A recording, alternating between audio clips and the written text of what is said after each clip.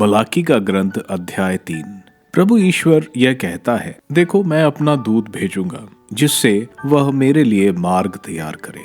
वह प्रभु जिसे तुम खोजते हो अचानक अपने मंदिर आ जाएगा। देखो विधान का वो दूत जिसके लिए तुम तरसते हो आ रहा है। कौन उसके आगमन के दिन का सामना कर सकेगा? जब वह प्रकट होगा तो कौन टिकेगा? क्योंकि वह सुनार की आग और धोबी के खार के सदृश है। वह चांदी गलाने वाले और शोधन करने वालों की तरह बैठकर लेवी के पुत्रों को शुद्ध करेगा और सोने चांदी की तरह उनका पुरस्कार करेगा। तब वे योग्य रीति से ईश्वर को भेंट चढ़ाएंगे और प्रभु ईश्वर प्राचीन काल की तरह यूदा और यरूशलेम की भेंट स्वीकार करेगा। विश्वमंडल का प्रभु यह कहता है, मैं अदालत में तुम्हारे प्रतिपक्षी के रूप में उपस्थित हो जाऊंगा। मैं इन सभी लोगों के विरुद्ध तुरंत साक्ष्य दे दूंगा। ओझाओं, व्यभिचारियों, झूठी शपथ खाने वालों, मजदूरों को उचित मजदूरी न देने वालों, विधवाओं और अनाथों को सताने वालों, प्रवासियों के अधिकार छीनने वालों और मुझसे ना डरने वालों के विरुद्ध। मंदिर की भेंटें। मैं प्रभु ईश्वर बदलता नहीं, इसलिए याकूब की संतान तुम्हारा विनाश नहीं हुआ। अपने पूर्वजों के समय से तुम मेरी विधियों की अवहेलना कर उनका पालन नहीं करते आए हो। तुम मेरे पास लौट आओ तो मैं तुम्हारे पास लौटूंगा। यह विश्वमंडल के प्रभु की वाणी है। तुम पूछोगे, हम कैसे लौटें? क्या मनुष्य ईश्वर को ठग सकता है? फिर भी तुम मुझको ठग रहे हो। तुम फिर पूछोगे, हम किस प्रकार तुझे ठग रहे हैं? तुम दशांश और भेंटों में मुझे ठग रहे हो। तुम पर, हाँ, तुम्हारे सारे राष्ट्र पर शाप लगा है, क्योंकि तुम मुझे धोखा दे रहे हो। तुम पूरा दशांश और भेंटें भंडार के पास लाओ, जिससे मेरे घर में भोजन रहे।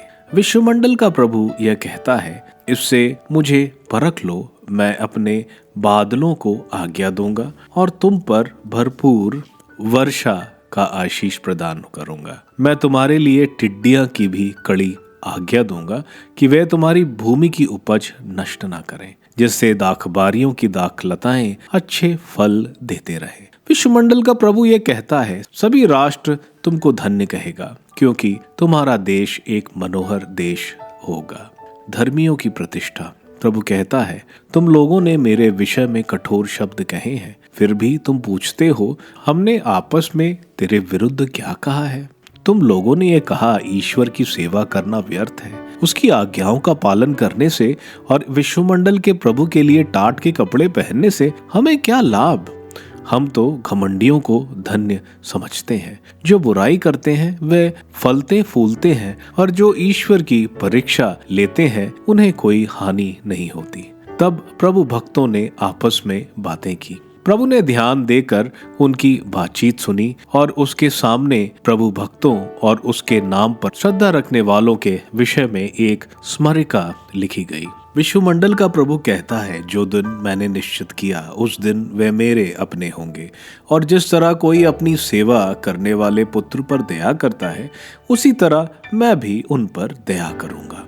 तब तुम लोग धर्मी और विधर्मी, ईश्वर की सेवा करने और उसकी सेवा नहीं करने वाले दोनों का भेद पहचानने लगोगे, क्योंकि वह दिन आ रहा है, वह धधकती भट्टी के सदृश है। सभी अभिमानी तथा कुकर्मी खूंटियों के सदृश होंगे। विश्वमंडल का प्रभु यह कहता है, वह दिन उन्हें भस्म कर देगा। उनका ना तो डंठल रह जाएगा और ना जड़ ही, किंतु तुम पर जो मुझ पर श्रद्धा रखते हो, धर्म के सूर्य का उदय होगा और उसकी किरणें तुम्हें स्वास्थ्य प्रदान करेंगी। तब तुम उसी प्रकार उछलने लगोगे जैसे बछड़े बाड़े से निकलकर उछलने कूदने लगते हैं। विश्वमंडल का प्रभु यह कहता है, जिस दिन मैंने निश्चित किया उस दिन तुम राख जैसे दुष्कर्मियों को पांवों के नीचे रौंदोगे। परिशिष्ट। मेरे सेवक मूसा के विधि विधान को स्मरण करो, जिसके द्वारा मैंने हेरोब पर्वत पर समस्त इज़राइल के लिए रीति रिवाज निर्धारित किए थे। देखो, उस महान एवं भयानक दिन के पहले, प्रभु के दिन के पहले, मैं नबी एलियास को तुम्हारे पास भेजूंगा। वो पिता का हृदय पुत्र की ओर अभिमुख करेगा और पुत्र का हृदय पिता की ओर। कहीं ऐसा ना हो कि मैं आकर देश का सर्वनाश कर दूं।